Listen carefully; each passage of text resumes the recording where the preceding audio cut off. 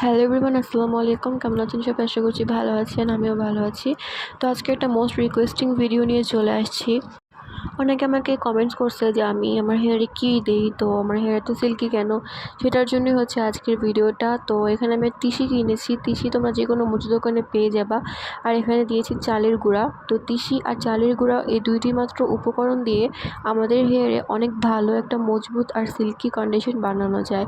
তো এখানে আমি পানিটা হালকা গরম করে নিয়ে তিসি দিয়ে দিচ্ছি। তিসিটা কিন্তু হালকা গরম হতে হবে, আর হালকা গরম হওয়ার পরই ঠিক 1 চামচ পরিমাণের চালের গুঁড়া দিতে হবে। তোমরা তোমাদের চুলের পরিমাণ অনুযায়ী কিন্তু তিসি আর চালের গুঁড়োটা দিবা, কিন্তু মনে রাখতে হবে দুইটার উপকরণই সেম থাকতে হবে, তাহলে একটা ভালো রেজাল্ট পাওয়া যাবে।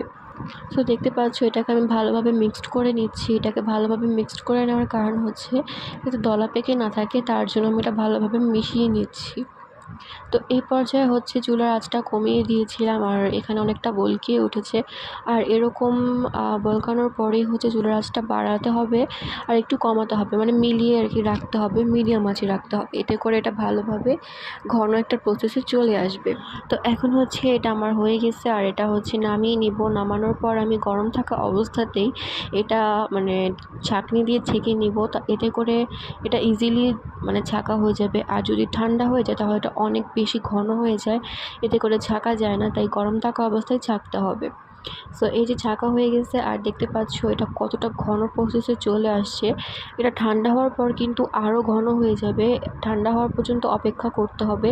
গরম গরম কিন্তু চুলে অ্যাপ্লাই করা যাবে না। তো দেখতেই পাচ্ছ আমি কতটা ঘন করে এটাকে জাল দিয়ে নিছি, আর এটা ঠান্ডাও হয়ে গেছে। ঠান্ডা হয়ে যাওয়ার পরপরই এটার মধ্যে আমি অ্যাড করব কোকোনাট অয়েল। তোমাদের কাছে যদি প্যারাশুট কোকোনাট অয়েল থাকে তোমরা সেটাও ইউজ করতে পারো, এটা অপশনাল, যে কোনো অয়েল দিলেই হবে। তো আমি এখানে বেলি ফুলের তেলটা দিচ্ছি। এখানে 1.5 চামচ পরিমাণে তেল দিতে হবে। 1 চামচ পরিমাণে তেল দিলে এটা অনেক বেশি হয়ে যাবে। তো তোমরা যে কোনো তেল ইউজ করতে পারো, এটা তোমাদের ইচ্ছে অনুযায়ী। এখন হচ্ছে এটা আমার হেয়ারে অ্যাপ্লাই করা ডান। আমি এটা হেয়ারে ভালোভাবে অ্যাজ এ অয়েলের মতো মানে অ্যাপ্লাই করছি। পুরো চুলের লেন্থে গোড়ায় সহ সব জায়গায় অ্যাপ্লাই করা হয়ে গেছে। রাইট নাও এখন হচ্ছে আমার এটা ওয়াশ করার সময়। তো এটা আমি তোমাদেরকে ভালোভাবে দেখাচ্ছিলাম যে এটা আমার ভালোভাবে শুকায় গেছে। তো শুকিয়ে যাওয়ার পর হচ্ছে আমি আমার শ্যাম্পু দিয়ে এটাকে ভালোভাবে ওয়াশ করে নিচ্ছি। তোমরা যে কোনো শ্যাম্পু ইউজ করতে পারো, আমি হচ্ছে হিমালয়ার এই শ্যাম্পুটা ইউজ করি। অ্যান্ড এখন হচ্ছে আমার এই চুল ভালোভাবে শুকাতে হবে, কারণ এটা না শুকানো পর্যন্ত সিরাম অ্যাপ্লাই করা যাবে না।